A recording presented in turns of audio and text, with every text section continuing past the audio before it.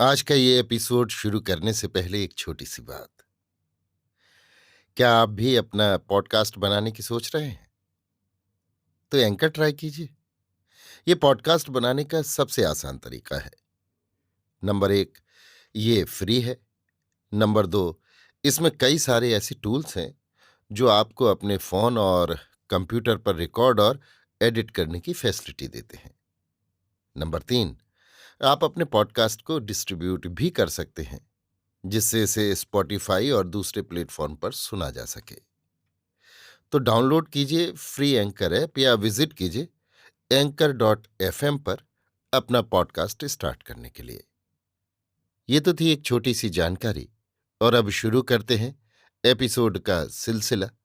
तो आज के एपिसोड में लीजिए सुनिए सूर्यकांत त्रिपाठी निराला के लिखे उपन्यास अप्सरा का भाग 8, मेरी यानी समीर गोस्वामी की आवाज में।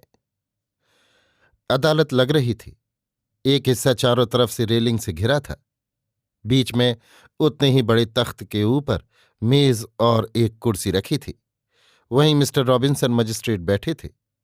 सामने एक घेरे के अंदर बंदी राजकुमार खड़ा हुआ एक दृष्टि से बेंच पर बैठी हुई कनक को देख रहा था, और देख रहा था उन वकीलों, बैरिस्टरों और कर्मचारियों को जो उसे देख देख आपस में एक दूसरे को खोद खोद कर मुस्कुरा रहे थे, जिनके चेहरे पर झूठ, फरेब, जाल, दगाबाजी, कठहुज्जती, दंभ, दास और तोता चश्मी सिनेमा के बदलते हुए दृश्यों की तरह आ जा रहे थे, और जिनके पर्दे में छिपे हुए वे स्वास्थ्य, सुख और शांति की सांस ले रहे थे। वहां के अधिकांश लोगों की दृष्टि निस्तेज, सूरत बेईमान और स्वर कर्कश था। राजकुमार ने देखा, एक तरफ पत्रों के संवाददाता बैठे हुए थे, एक तरफ वकील, बैरिस्टर तथा और लोग।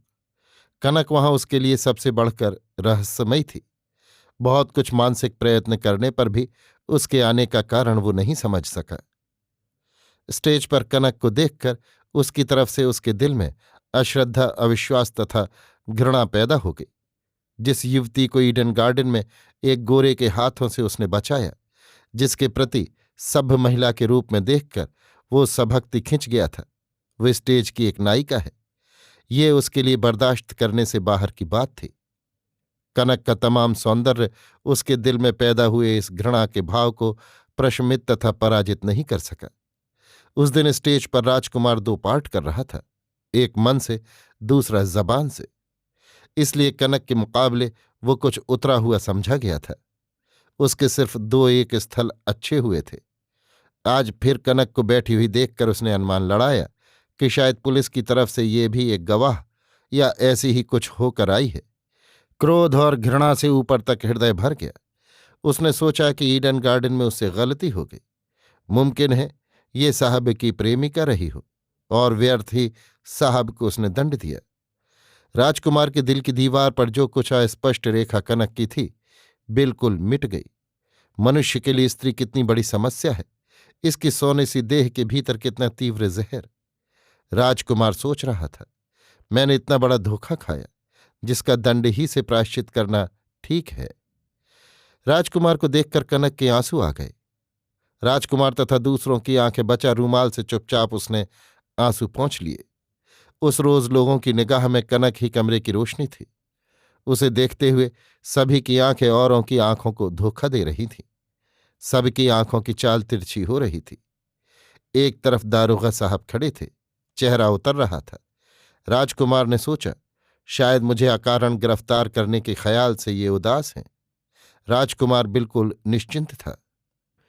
दारोगा साहब ने रविवार के दिन रॉबिन्सन का जैसा रुख देखा था, उस पर शहादत के लिए दौड़ धूप करना अनावश्यक समझा। उल्टे वो अपने बर्खास्त होने, सजा पाने और न जाने किस किस तरह की कल्पनाएं लड़ा रहे थे। इसी समय मजिस्ट्रेट ने दारोगा साहब को तलब किया, पर वहां कोई तैयारी थी ही नहीं। बड़े करुण भाव से, दृष्टि में कृपा चाहते हुए दारोगा साहब मजिस्ट्रेट को देखने लगे। अभियुक्त को छोड़ देना ही मजिस्ट्रेट का अभिप्राय था।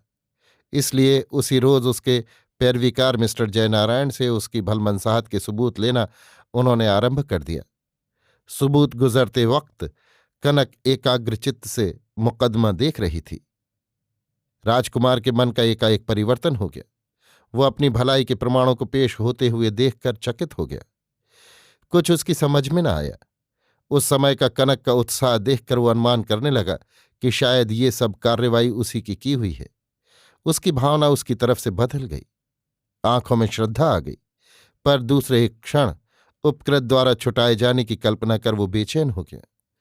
उसके जैसे निर्भीक वीर के लिए, जिसने स्वयं ही ये सब आफत बुला ली, ये कितनी लज्जा की बात है कि वो एक दूसरी बाजारू स्त्री की कृपा से मुक्त हो।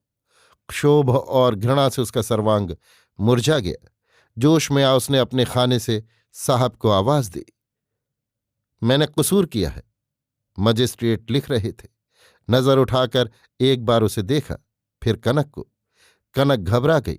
राजकुमार को देखा। वो निश्चिंत दृष्टि से साहब की ओर देख रहा था। कनक ने वकील को देखा। राजकुमार की तरफ फिरकर वकील ने कहा, तुमसे कुछ पूछा नहीं जा रहा, तुम्हें कुछ कहने का अधिकार नहीं।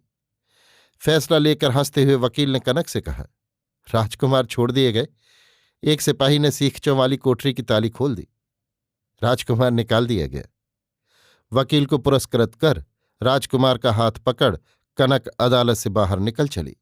साथ साथ कैथरीन भी चली, पीछे पीछे हंसती हुई कुछ जनता। रास्ते पर एक किनारे कनक की मोटर खड़ी थी। राजकुमार और कैथरीन के साथ कनक पीछे की सीट में बैठ गई। ड्राइवर गाड़ी ले चला।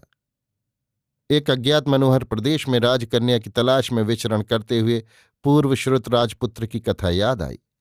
राजकुमार निर्लिप्त दृष्टा की तरह ये सोने का स्वप्न देखता जा रहा था। मकान के सामने गाड़ी खड़ी हो गई। कनक ने हाथ पकड़ राजकुमार को उतरने के लिए कहा। कैथरीन बैठी रहीं। दूसरे रोज आने का कनक ने उनसे आग्रह किया। ड्राइवर उन्हें पार्क स्ट्रीट ले चला। ऊपर सीधे कनक माता के कमरे में गई। बराबर राजकुमार का हाथ पकड़े रही। राजकुमार भावावेश में जैसे बराबर उसके साथ साथ चला गया। ये मेरी माँ है, राजकुमार से कहकर कनक ने माता को प्रणाम किया। आवेश में स्वतः प्रेरित की तरह अपनी दशा तथा परिस्थिति के ज्ञान से रहित राजकुमार ने भी हाथ जोड़ लिए। प्रणाम कर प्रसन्न कनक राजकुमार से हटकर खड़ी हो गई। माता ने दोनों के मस्तक पर स्नेह स्पर्श कर आशीर्वाद दिया। नौकरों को बुलाकर हर्ष से एक एक महीने की तनख्वाह पुरस्कृत की। कनक राजकुमार को अपने कमरे में ले गई। मकान देखते ही कनक के प्रति राजकुमार के भीतर संभ्रम का भाव पैदा हो गया था। कमरा देखकर उसे ऐश्वर्य से वो और भी नत हो गया। कनक ने उसी गद्दी पर आराम करने के लिए बैठाया। एक बगल खुद भी बैठ गई। 2 रोज से आंख नहीं लगी, सोऊंगा। सोइए, कनक ने आग्रह से कहा। फिर उठकर हाथ की बुनी बेल बूटेदार एक पंखी ले आई और बैठकर झलने लगी। नहीं, इसकी जरूरत नहीं, बिजली का पंखा तो है, खोलवा दीजिए, राजकुमार ने सहज स्वर से कहा, जैसे किसी ने कनक का कलेजा मल दिया हो। खोलवा दीजिए। आह, कितना दुराव। आंखें छलछला आई। राजकुमार आंखें मूंदे पड़ा था। संभल कर कनक ने कहा, पंखे की हवा गर्म होगी। वो उसी तरह पंखा झलती रही। हाथ थोड़ी ही देर में दुखने लगे, कलाइयां भर आईं, पर वो झलती रही। उत्तर में राजकुमार ने कुछ भी न कहा। उसे नींद लग रही थी। धीरे धीरे सो गया। अभी आप सुन रहे थे सूर्यकांत त्रिपाठी निराला के लिखे उपन्यास अप्सरा का भाग 8 मेरी यानी समीर गोस्वामी की आवाज में।